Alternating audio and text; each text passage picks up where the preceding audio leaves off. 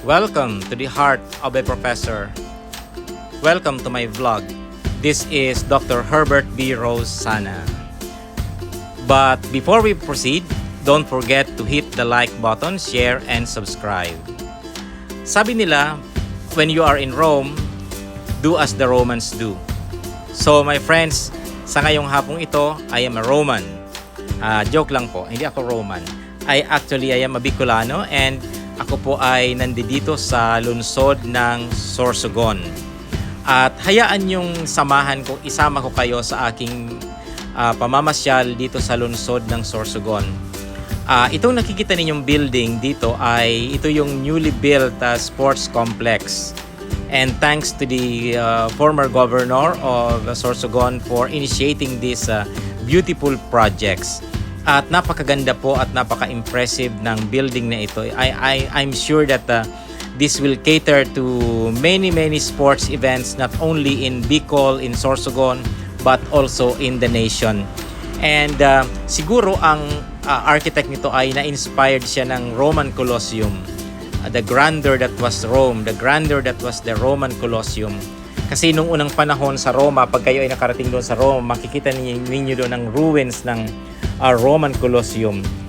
Nung unang mga panahon, yun ang center ng social life at sports life ng mga Romans.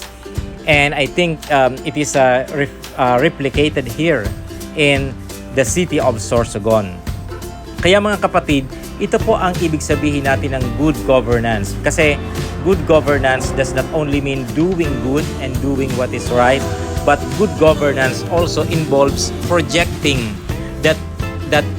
projecting an impression of good governance through aesthetics, through the public buildings. Kasi itong mga public buildings natin ay parang mga bandila din sila na sumasagisag sila, tumatayo, kumakatawan sa ating bansa. At yung sinasabi natin na good governance, effective governance ay malinaw na ipapahayag sa pamamagitan ng pagkakaroon ng mga public buildings na respectable. At sa paligid po ng sports complex nito ay nandito yung Department of Education. At meron pa rin pong ibang mga public school buildings dito sa kapaligiran. Meron din sila doon na meron din silang barangay hall doon sa harapan. And a very good idea na itong mga public buildings ay located into one. So parang one-stop shop.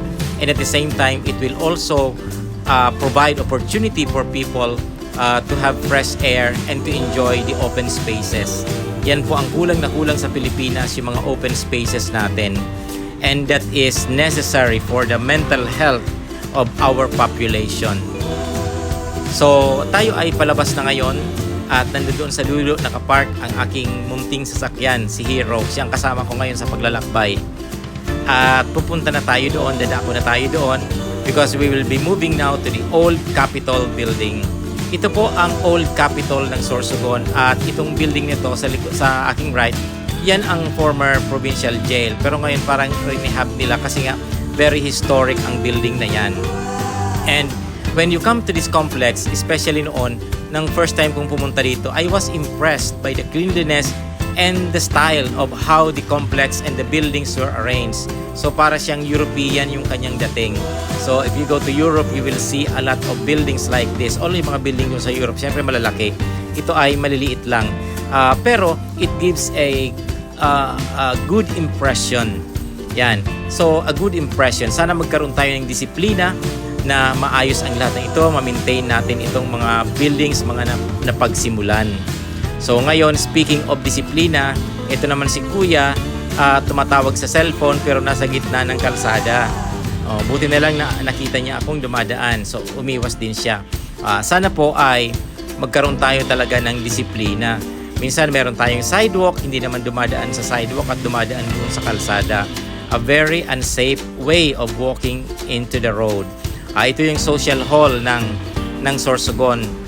Makikita ninyo dito maraming tao, may mga events sila.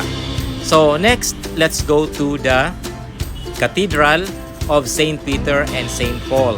So wala po tayo sa Washington DC. Marahil yung arkitekto nito ay na-inspired lang siya ng Capitol doon sa Washington DC. Kaya kinopya niya yung style. And it's really very global talaga ang mga architect dito sa Sorsogon. Inspired sila ng mga global trends. Yung mga nakikita nila sa ibang lugar ay nare-replicate nila dito in a more creative way. So ito po ang Cathedral ng St. Peter at St. Paul. Si San Pedro at San Pablo ang patron saint ng Sorsogon. At dito naman po tayo dumako sa pasyalan ng Sorsogon, sa Rampiolas. Ito parang parang it's like a promenade place here in Sorsogon. Maganda rito pag lalo na pag gabi. Kaya lang napadako ako dito sa oras ng hapon, kaya hapon ang ating paglalakbay dito. And I will show you the beauty of Sorsogon. So pag ikaw ay namasyal dito, medyo magiging maaliwalas ang iyong pag-iisip kasi nga napakalawak ng bay, at from the bay, looking at the bay, you can look at the city of Sorsogon. Yan, maraming namamasyal dito, lalo na pag gabi. So pag ikaw ay tumayo dito sa rampart na to, makikita mo yung lungsod ng Sorsogon. There is in the foreground, you can see the dome of the Cathedral of St. Peter and St. Paul. Yan, so at makikita rin po natin yung mga bundok. You can look at the clouds, the rain clouds pouring into the mountains. Itong mga bundok nito ay minsan I think parang siya ang watershed ng Sorsogon. So you can just look at the clouds, the rain clouds, how they are pouring into these little mountains, and how the water is preserved and then distributed to the low-lying areas. So marami pang ma-improve dito, at ngayon ay inaayos nila yung daanan. They're trying to put some itong tawag dito, asphalt overlay, para siguro mas maganda at smooth ang pagdadrive sa promenade na ito. Yan, so maraming mga tiyangge, maraming mga tindahan, at doon sa dulo nandoon yung mga cafe, yung mga mahilig magkape at magtambay. You can go there and enjoy your time and just relax, so that tomorrow when you go back to work, you will be energized and be inspired, and then come back again. So thank you, my friends.